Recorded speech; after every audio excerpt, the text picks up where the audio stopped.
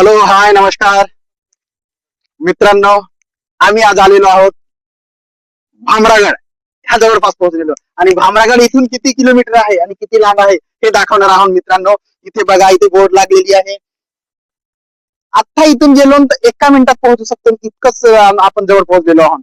परंतु मित्रांनो, आता इथे कुठं जाणार आहोत आम्ही, तुम्हाला एक आनंदाची बातमी सांगतो. इकडे मेरी सांसों में बसी खुशबू तेरी, ये तेरे प्यार की है जादूगरी।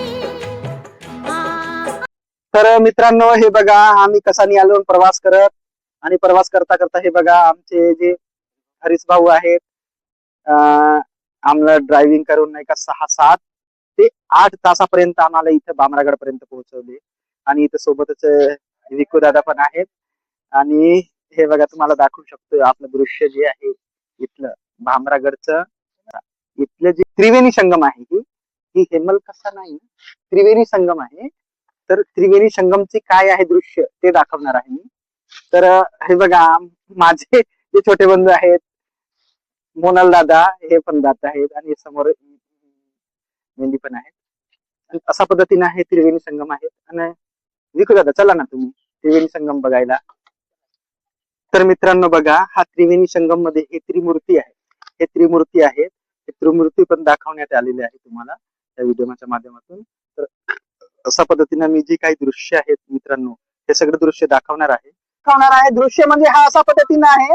इथे पहा, आमचे जे मित्र मंडळी आहेत, हे आम्ही इथं त्रिवेणी सिंगम मध्ये आहोत आणि माननीय भटजी यांच्या युट्यूब चॅनल मध्ये आम्ही हे करत आहोत.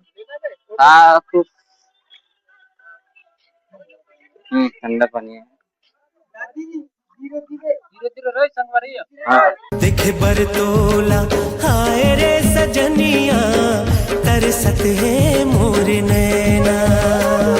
मी एकच प्रश्न विचारेन की तुम्हाला कसं वाटतंय या त्रिवेणी संगम? मच्छी काय नाही दाखवणार तुम्ही या मच्छी नाही भेटे सर या त्रिवेणी संगमामध्ये, बरोबर आहे.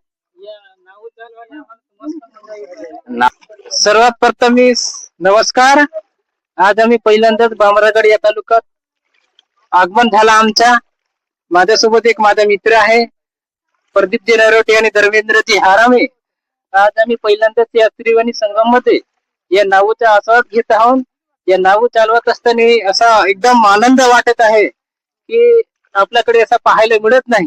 आणि आपला गोरची तालुक्यात अशी नदी आहेच नाही. तर माझं असं म्हणणं आहे की या त्रिवेणी संगमच्या नदीमध्ये आम्ही आता सध्या नाऊ मध्ये बसून आहोत. ते नाव चालवत असताना एकदम खूप असा आनंद वाटत आहे. माझ्यासोबत माझे बाकीचे मित्रमंडळी आहेत, विकासजी कुमरे आणि गुलाबजी कुमटे. आणि माझे सर्वात बेस्ट मित्र मोनलजी सलावे. मोनलजी सलावे आमचे जे काकू आहे नाऊ चालवणारी, तिच्यासोबत ते संवाद चालत आहेत. तर त्यांच्यासोबत मी आता बोलायला देतो. मोनालजी सलामे. मी इतका आता एक्सपिरियन्स तर नाही आहे, तरी सुद्धा मी माझ्या आपल्या मते मी आता एवढं आपलं गडचिरोली जिल्ह्यामध्ये जल जंगल जमीन आहे. गडचिरोली जिल्ह्याची जे जलसंपदा आहे ते, कारण की जे आमचे जे सगळ्यात जास्त गडचिरोली जिल्ह्यात आदिवासी लोक आहेत, त्यांचे जे आपले जीवन जगण्याचे जे साधन आहेत ते जल जंगल आणि जमीनच आहे. त्यांच्याबद्दलच आज मी म्हणत आहे की आम्ही आता भामरागड तालुक्याच्या त्रिवेणी संगम मध्ये आहे. आता आम्ही इथं नाव आपल्या मराठी भाषेत, आपल्या गावठी भाषेत आपण डोंगा म्हणतो. इथे आम्ही बसलेलो आहोत. आणि मी इथं आता इकडं तिकडं थोडा आम्ही डोंगामध्ये फिरलो. इतक्याच म्हणजे आभास झाला की आमच्या इथं आदिवासीच लोक आहेत, तरी आमची गडचिरोली जिल्ह्याची जे जल जंगल जमीन आहे ते नष्ट करू नये हीच विनंती आहे. नदिया के